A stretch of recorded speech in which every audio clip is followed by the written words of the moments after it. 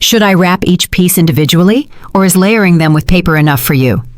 The voice of the shop assistant, a young girl with eyelash extensions so long they looked heavy, reached Althea as if through a thick layer of cotton.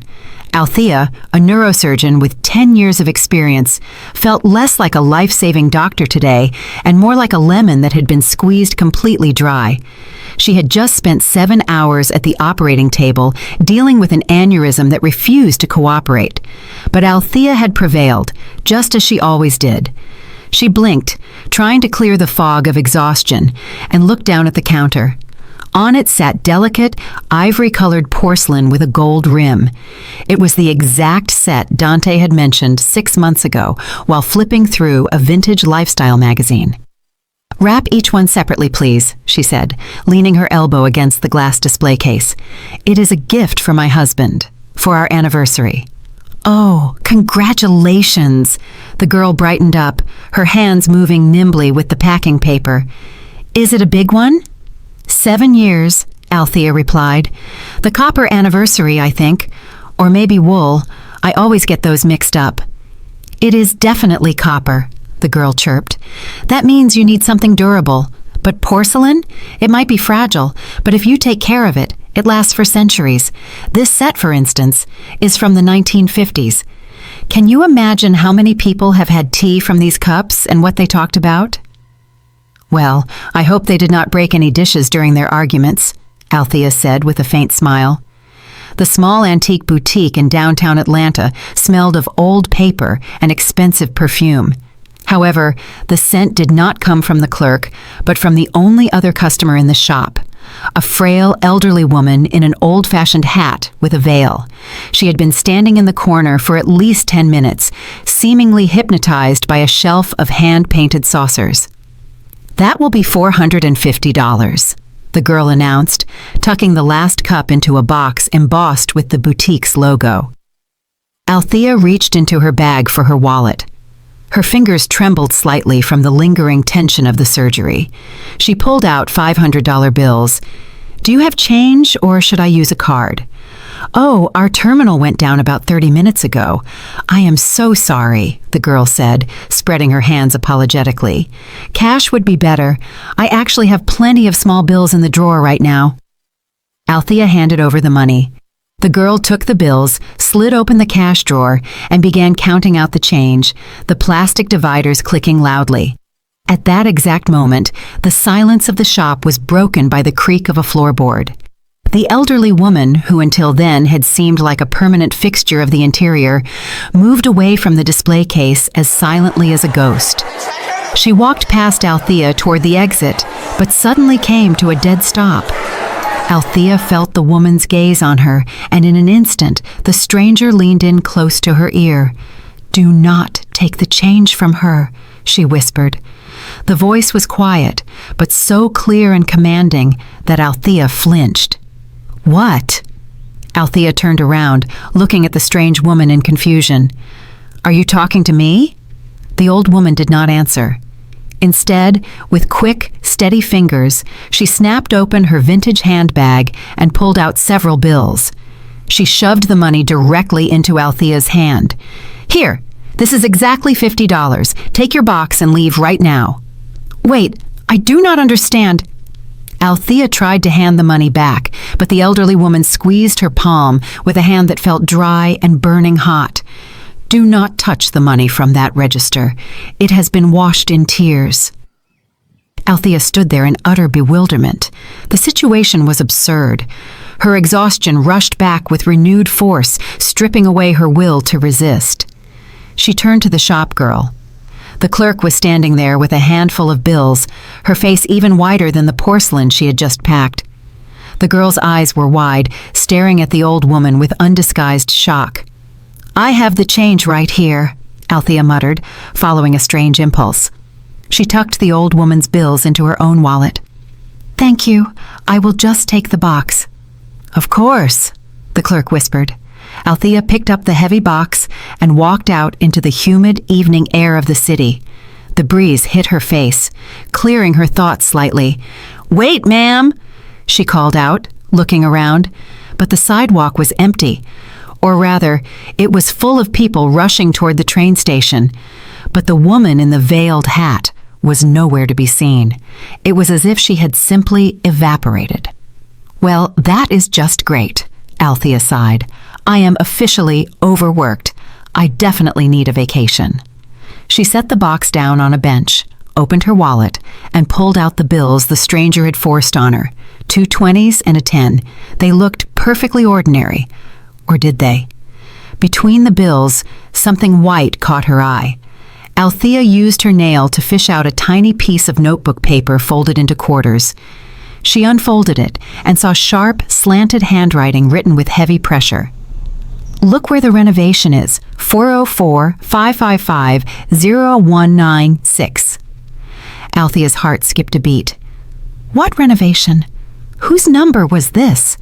With trembling fingers, she dialed the digits. A ring, a second, a third, a click. "The subscriber you are trying to reach is temporarily unavailable. Please leave a message after the tone." "This has to be some kind of joke," Althea said aloud to the empty street. "A stupid prank." But a cold, sticky feeling of anxiety was already crawling under her coat collar. She tucked the note into her inner pocket, grabbed the box, and headed for her car. The apartment smelled of expensive coffee when she arrived. Althea froze in the entryway, listening. Dante was not supposed to be back until the day after tomorrow. "Al, is that you?" Her husband's voice drifted from the living room. A second later, he appeared in the hallway, looking impeccable as always. His white shirt was unbuttoned at the collar, sleeves rolled up, and he wore that specific smile that Althea once thought she would sell her soul for. "You said the deal would take until Wednesday." She set the box on the floor. Dante picked her up, spinning her around despite her protests. "I could not wait. I missed you. I settled everything in 24 hours. Can you believe it?" The client was thrilled. He signed almost without looking. "Basically, I flew back to you on the wings of love. Well, and a very fast Delta flight." Althea looked at her husband, and something about his behavior felt off. Normally, Dante was steady, almost stoic. Even his biggest real estate deals were celebrated with a quiet drink. Now, he was practically vibrating with a frantic, nervous energy. "By the way, you look exhausted," he said, his tone shifting to one of deep concern as he helped her off with her coat. "Saving the world again?" "A tough surgery, 7 hours." Althea rubbed her temples. "I bought you a gift." "A gift for me?" Dante laughed, but his eyes were darting around the room. "And here I thought I was supposed to be the one giving gifts. Speaking of which..." He dashed into the room and returned with a massive bouquet of white roses. "Happy early anniversary, baby." "Thank you." She buried her face in the flowers, trying to hide her unease. "Aren't you going to look in the box?" "Of course." Dante began unpacking it with forced enthusiasm. "Oh, Althea, this is the one. You remembered? You said it reminded you of your grandmother's house back in Savannah." "Yeah, my grandmother." Dante froze for a split second, turning a teacup in his hands. His gaze clouded over, but then it immediately reignited with that artificial spark. "Listen, this is amazing. Let's have some tea from it right now." "I really just want to shower and then sleep," Althea said softly. "My legs are giving out. Can the set wait until our actual anniversary?" "Whatever you say." He began putting the dishes back into the box much too quickly. "I will clean all this up. You go ahead. Want me to start a bath for you?" "No need. Just a shower." Standing under the spray of hot water, Althea closed her eyes. The image of the woman in the veil flashed through her mind. Look where the renovation is. They hadn't done any renovations in their apartment in 5 years. Her parents' place was fine. They lived out in the suburbs. Maybe it was just a crazy lady from the street? Althea walked out of the bathroom, wrapped in a plush robe. Dante was sitting in the kitchen, staring at his tablet. When he saw her, he abruptly flipped the device screen down. "Work?" Althea asked, pouring herself a glass of water. "Oh yeah, nothing important. A client is panicking, worried that property values are going to drop. Just calming him down." He smiled, but it looked crooked. Al, you know I love you very much, right? I love you too, she replied, feeling a cold lump forming in her stomach. Everything is great with us. Better than ever, Dante said, standing up to hug her from behind, pressing his cheek against her damp hair. We are a team. 7 years. That is a long time. A long time, she echoed. The next morning did not start with coffee, but with the wail of an ambulance siren outside the resident lounge windows. Dr. Beaumont, to ICU 1, a nurse shouted, sticking her head into the office. MVA, multiple traumas, suspected spinal compression, and hematoma. Althea, who hadn't even finished her lukewarm tea, was already throwing on her white coat. Her personal anxieties were instantly sidelined. The surgeon mode clicked on. In the ICU, there was the usual organized chaos. A young man in his mid-30s lay on the gurney. His face was covered in blood, his clothes cut away. What do we have? Althea snapped as she approached. Elijah Thorne, 34 years old, the duty physician reported. A semi-truck veered into his lane. He didn't have much of a chance, but luckily the airbags deployed. Traumatic brain injury, closed femur fracture, but the worst part is the 5th and 6th vertebrae.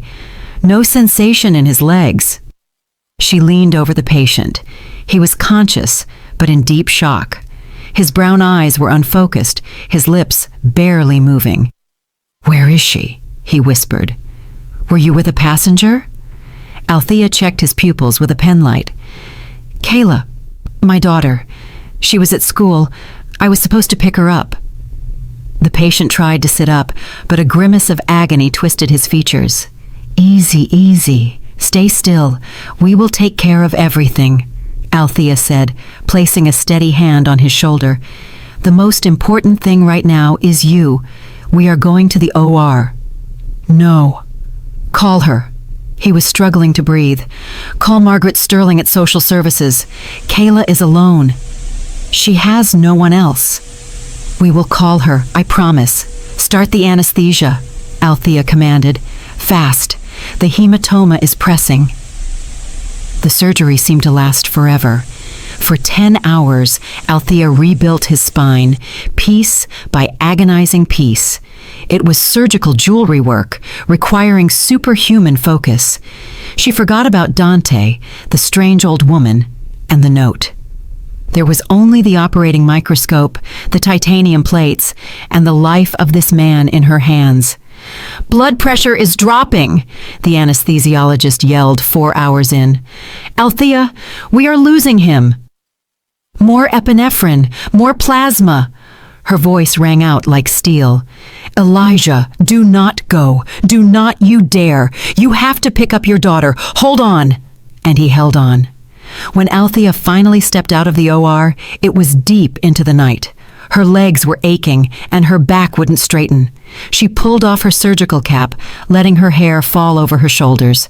How is he? The chief of surgery asked, meeting her in the hall. He will live. The spinal cord is bruised, but there is no tear. We will see when the swelling goes down. There is a chance for mobility, but I am being cautious. He is in a medically induced coma for now. Althea, you are a magician, her boss nodded. Go home. No, I will stay. I want to monitor him until morning, and I need to find that social worker. The patient mentioned his daughter. In the morning, Althea went straight to the ICU. Elijah was asleep, tangled in tubes. The monitors beeped rhythmically, drawing the lines of his survival. A stout woman with a clipboard walked quietly into the room. She looked tired and bureaucratic. Are you here for Thorne? Althea asked.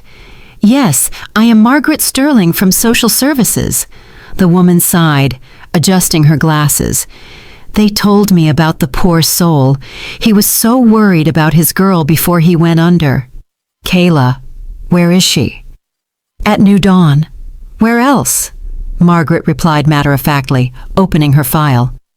Our temporary shelter. The girl is 8 years old. Her mother died 3 years ago.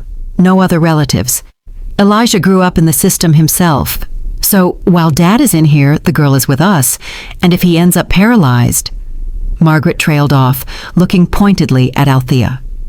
We will do everything possible to make sure that does not happen, Althea said firmly. I hope so. Otherwise, we will have to start the foster care process. She is a good kid, smart, but she hasn't said a word since she got there.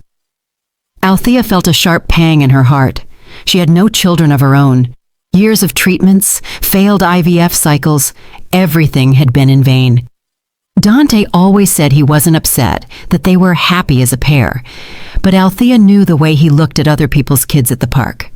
That evening, she returned home to an empty apartment. Dante had left a note saying he was out showing properties. Strange, she thought. He usually called. The anxiety she had suppressed with work returned.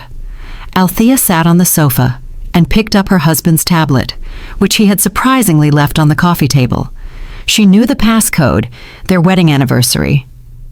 "Forgive me, Dante, but I am losing my mind," she whispered. The browser was open to the Blackwood Realty website. The owner was Natalie Blackwood, a striking woman with a confident, piercing gaze. Althea scrolled through the search history. Secluded lot, 15 acres. Oakwood Grove subdivision. How to transfer land ownership quickly without spouse's consent. That last search made Althea's blood run cold. Divorce, asset division, mortgage fraud. What? She breathed out. She clicked the next search term. Full service renovation for estate homes. The phrase clicked in her head. Look where the renovation is. Althea bolted upright. The old woman's note. She pulled the crumpled paper from her coat, took out her phone, and dialed the number again. The same result. Althea tossed and turned all night. Her husband returned in the early morning hours, smelling of a perfume that wasn't hers and tobacco smoke, even though he didn't smoke. He claimed he had been at a late dinner with clients. Althea pretended to be asleep. In the morning, she called work to say she would be late. She didn't drive to Oakwood Grove. She went to the shelter. For some reason, she felt this was a crucial link. Elijah Thorne, a single father. A construction accident. The New Dawn shelter smelled of industrial cleaner and something sweet coming from the kitchen. The director met her in the office. "Are you a relative?" she asked somewhat gruffly. "I am Elijah Thorne's surgeon. I operated on him yesterday." The director's face softened. "A doctor? That is different. Have a seat. How is he?" "Stable, though recovery will be long. He wanted to see Kayla. Does she need anything?" "She needs her daddy back alive," the director sighed. "Go to the playroom. She is sitting by the window. She won't talk to anyone." Kayla was a small, thin girl with huge, soulful eyes, just like her father's. She was sitting on the rug, sorting through wooden blocks but not building anything. "Hey there, Kayla." Althea knelt down beside her. The girl looked up, her eyes full of a heavy, adult-like sorrow. "Are you from my dad?" "Yes, I am a doctor. I am taking care of him.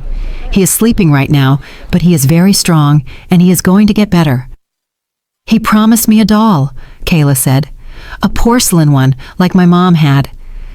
Althea shivered. "Porcelain again. Where is your mom's doll?" "It broke when we moved." Althea nodded quietly, and after talking a bit more, she headed back to the hospital. When she arrived, she was not herself. Her hands, usually as steady as stone, were shaking. She went to the residence lounge for some water. A nurse was there, talking animatedly on the phone. When she saw Althea, she hung up. "Oh, Dr. Beaumont, someone came by for Thorne." "Who?" "Some lady in a fur coat, looking real expensive. Said she was a work colleague and wanted to know if he would ever be able to work again. I told her only family could get info on ICU patients. She got real mad, huffed out of here, and I saw her get into a black SUV. One of those fancy ones with custom plates." "Probably Natalie Blackwood," Althea whispered, remembering her husband's corporate events. "You know her?" "I think so. Listen to me carefully. No one is to see Thorne. At all. If that woman shows up again, call security and call me immediately. This is a matter of life and death." "Understood. But what is going on?" "I do not know yet, but I am going to find out." Althea whispered. The first half of the day went by in a blur of rounds and charts.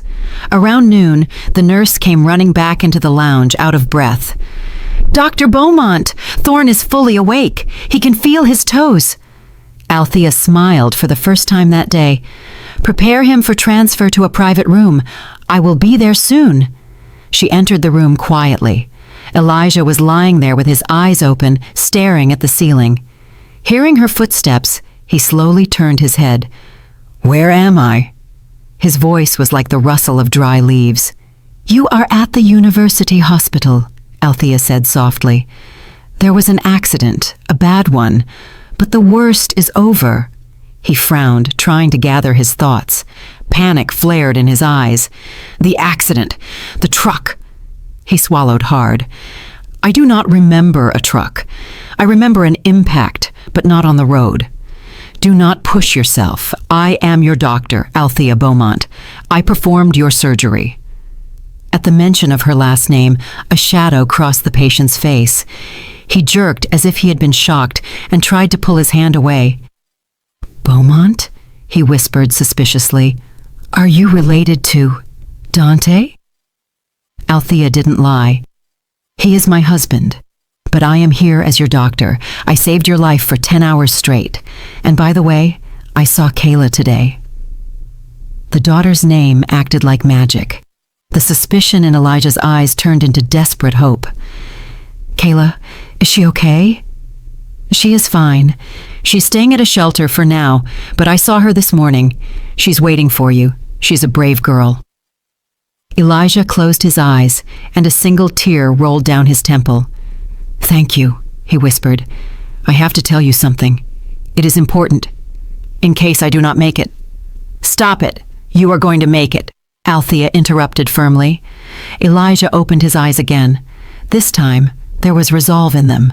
"I have a feeling that was no accident. It was a setup."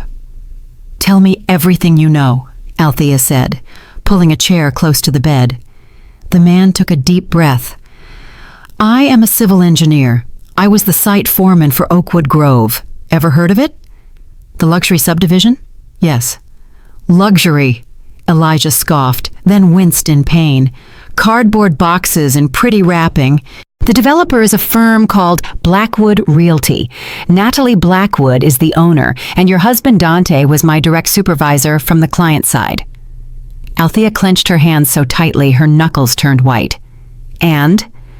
"A month ago, I found out they were pouring the wrong grade of concrete for the foundations. The rebar was thinner than the plans called for, and they were using cheap, flammable insulation instead of mineral wool. They were cutting corners on everything. The difference was going straight into their pockets.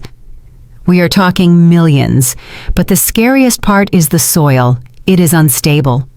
Without proper slope reinforcement, those houses will slide into the ravine within 2 spring thaws, taking people with them." "My God," Althea breathed. "I gathered documents, copies of invoices, photos of the hidden work, material samples. I was a naive fool. I went to Dante thinking he didn't know. I thought the contractors were pulling a fast one. He just smiled and said, 'Good job, Elijah. You are very observant. Leave the folder with me. I will handle it.' He even promised me a bonus." Elijah paused to catch his breath. "The next day, I was leaving the site. That evening, a black SUV cut me off. 3 guys got out and beat me until I lost consciousness. I woke up here. They probably put me back in my car and pushed it onto the highway, right into the path of that semi, to make it look like an accident." "And the folder with the documents?" Althea asked quietly. "Gone, just like my phone." Silence hung in the room. Althea felt a cold rage simmering inside her. She wanted to scream, but she just adjusted the patient's blanket. At that moment, the door swung open. "Althea, there you are!" She flinched and spun around. Her husband was standing in the doorway. He was holding a designer bag from a high-end restaurant and a bouquet of lilies. He looked perfect. Fresh shirt, sincere smile. "Dante," Althea's voice wavered. "What are you doing here? No visitors allowed." I am not a stranger. I am a husband bringing his favorite doctor lunch. You haven't eaten all day." He stepped into the room, beaming with charm, until his eyes landed on the patient. Dante froze. The smile slid off his face like a poorly glued mask. He turned pale. His eyes darted from Elijah to Althea and back. "Thorn!" escaped his lips before he could stop it. Elijah looked up at him. There was no fear in his eyes, only cold hatred. He remained silent, clutching the edge of the hospital sheet. "You two know each other?" Althea asked in a frigid tone, stepping between her husband and the patient. Dante instantly regained his composure. "I think we have met." He shrugged nervously. "He is the guy from the accident, right?" "Poor soul. I supervised a project where he worked. Wow, small world." He took a step toward the bed, and Althea saw Elijah tense up. "Get well soon, buddy," Dante said, but his eyes were a clear threat. "You are lucky my wife has golden hands." "Dante, please leave," Althea said. "What?" He turned to her, feigning confusion. "Leave the room. The patient has tachycardia. He cannot be stressed. I will take the food and meet you in the hall." Dante held her gaze for a second, studying her, trying to figure out how much she knew. Then he forced another smile. "Of course, sweetheart. I will wait in the hall." Once the door closed, Elijah exhaled, and the monitor's beeping slowed down. "They are going to get rid of me," he whispered. "If those people find out I'm alive and I remember everything, they will finish the job." "Do not be afraid." Althea leaned in close. "I do not let anyone hurt my patients." Elijah gave a weak nod. "I trust you." Something shifted in Althea's heart, but she suppressed the urge to cry and left the room. The rest of her shift passed in a blur. The evening at home felt like a scene from a bad play.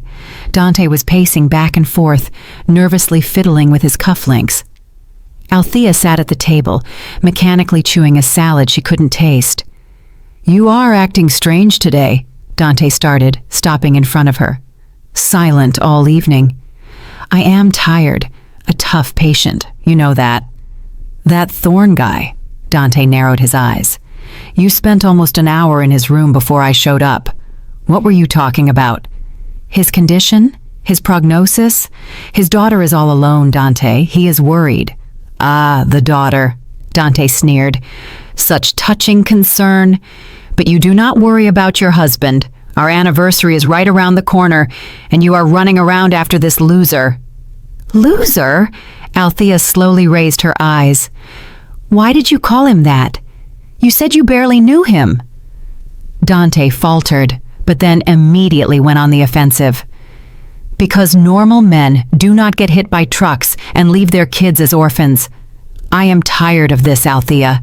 You live at that hospital. I am nothing to you. I work like a dog so we can have a life, a home, and you look at me like I am the enemy." He grabbed a chair and slammed it onto the floor. Althea didn't even flinch.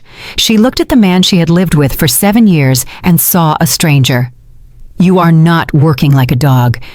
Lately, you have been lying. To me and to everyone else." "What did you say?" Dante froze, breathing heavily. "I said I am very tired and I want to sleep. You should sleep in the guest room." She stood up and walked out of the kitchen, feeling his hateful gaze on her back. That night, for the first time in their marriage, Althea locked the bedroom door. The next day, she gathered her courage and called her childhood friend, Octavia. They met in a small coffee shop on the outskirts of town, away from prying eyes and cameras. Althea looked at Octavia, a successful investigative journalist, and remembered a different girl from their school days. It was 7th grade, February.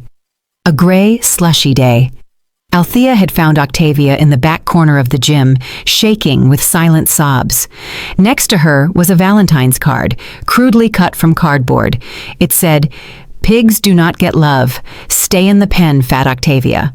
Althea had picked up the card and torn it into tiny pieces. "Who did this?" she had asked. "Vance and his friends," Octavia had sobbed. "They are right. I am a cow. Octavia had reached for a bag of cookies, her only comfort for stress. Althea did something that changed their friendship forever. She knocked the bag out of her friend's hand. "Genetics is eye color and blood type," Althea had said harshly. "What you are doing is eating your pain. Stand up. We are going to my house. You are going to be my first patient." That evening, Althea had drawn up a plan. No starving ourselves. We eat 5 times a day. Small portions, no sugar, no soda, and 2 liters of water. And we move.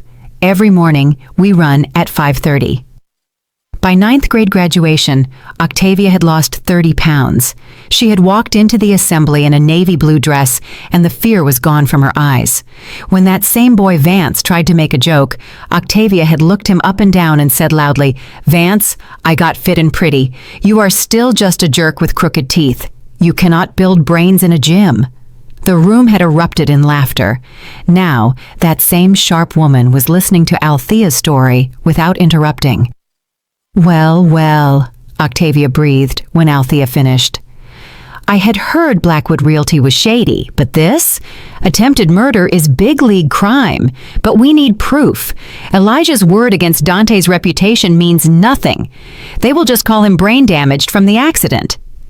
"You underestimate me," Octavia smirked. "I will dig up everything on them, down to the color of their accountant's shoes. You saved my life back then, Al. I am in."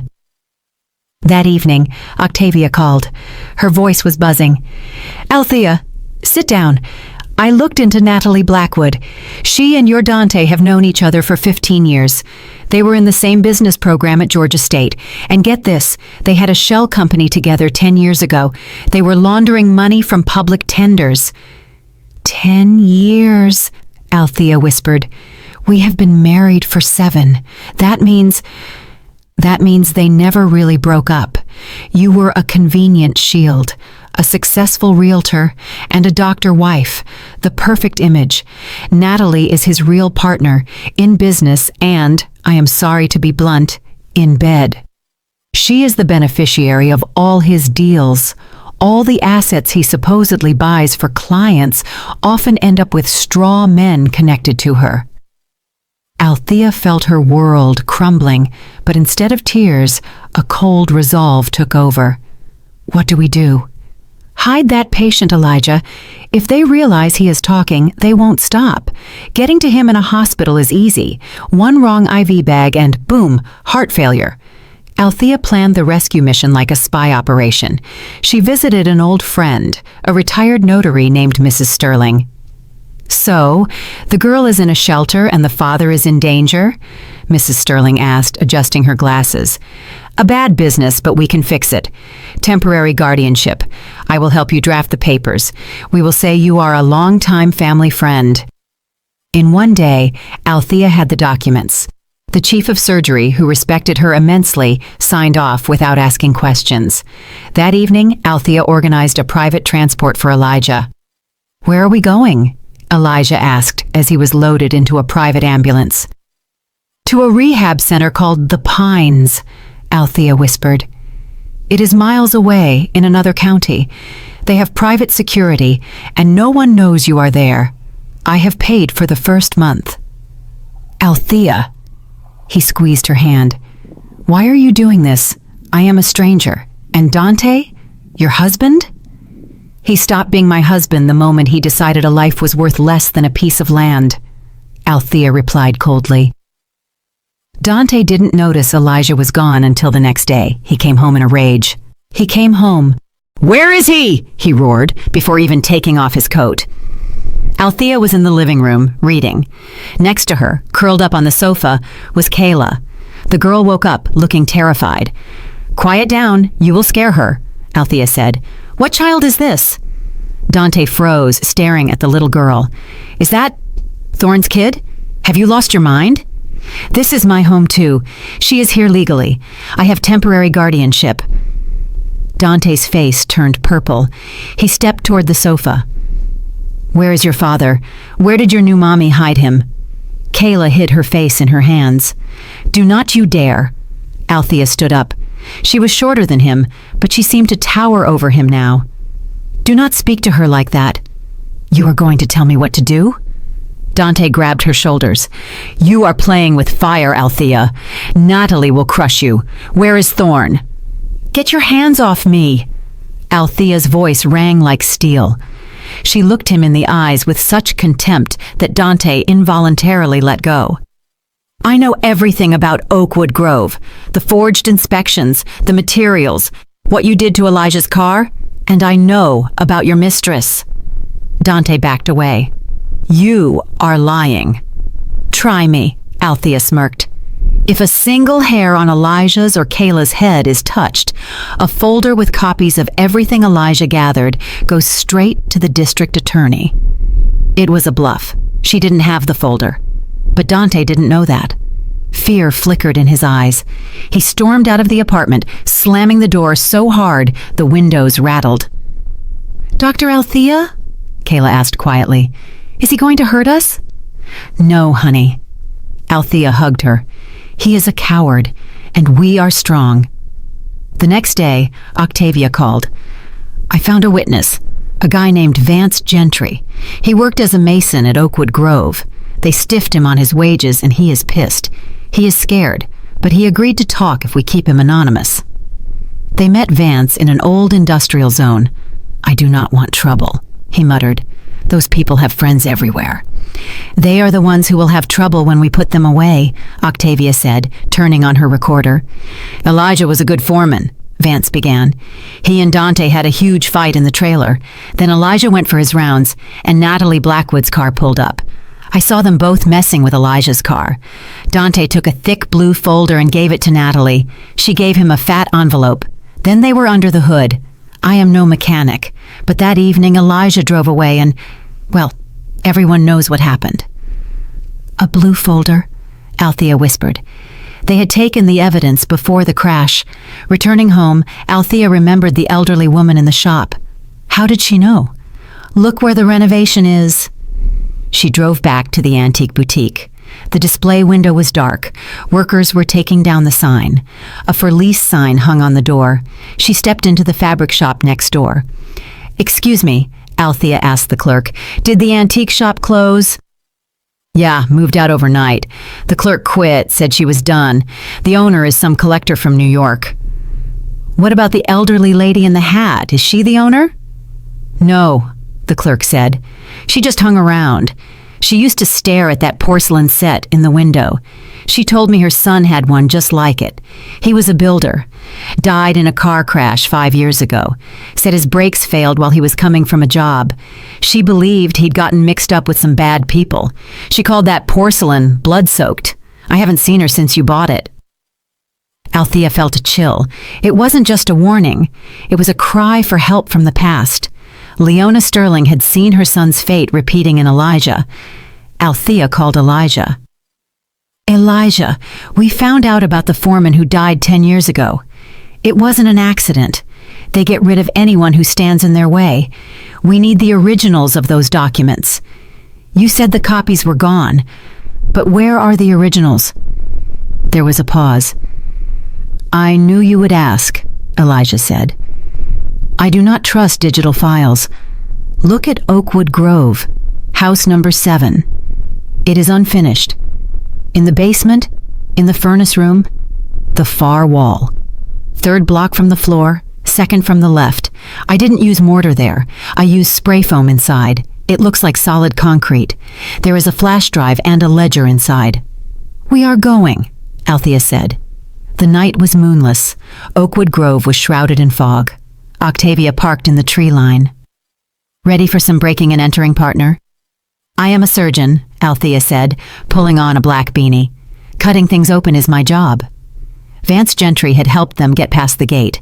House number 7 was a dark, hollow shell. They went into the basement. 3rd block up, 2nd from the corner, Octavia counted. She hit it with a crowbar. The sound was hollow.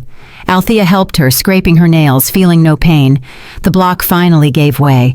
Althea reached into the darkness and felt a cold plastic bag. Got it, she breathed. Inside was a thick ledger and a flash drive. Althea opened the ledger. Tables, diagrams, invoices, and receipts taped to the pages. Dante, you are finished, she whispered. Suddenly, footsteps sounded from above. A powerful flashlight cut through the dark. "Hey, who is down there?" a gruff voice yelled. "Security?" Octavia whispered. "Run!" They scrambled through a small basement window, Althea scraping her shoulder as she tumbled onto the wet grass. They sprinted toward the woods, clutching the bag that was worth more than the entire luxury subdivision. The next morning started with a knock on Althea's door. It was the police and an investigator from the district attorney's office. "Dante Beaumont?" the investigator asked. Dante, still in his silk robe, walked into the hall. "Yes? What is this about?" "You are under arrest for racketeering, grand larceny, and conspiracy to commit murder." Dante turned white. "This is a mistake. Althea, call the lawyer." She walked out of the kitchen, fully dressed and calm as a rock. "You are going to need a very good lawyer, Dante, but I do not think even the best one can help you against the evidence we gave to the DA. "You?" Dante choked with rage. "I will destroy you." "Just take him away," Althea said tiredly. Natalie Blackwood was arrested at her office. She tried to burn documents in a trash can, but she wasn't fast enough. The investigation moved with lightning speed. Elijah's materials were exhaustive. The divorce was ugly. Dante, even from jail, tried to fight for the apartment and Althea's assets. "Tell me one thing," she asked him during a deposition. "Did you ever love me, or was I just part of the business plan?" Dante looked at her with empty eyes. "You were convenient. You didn't ask questions, you were respected, and you believed in the best of people."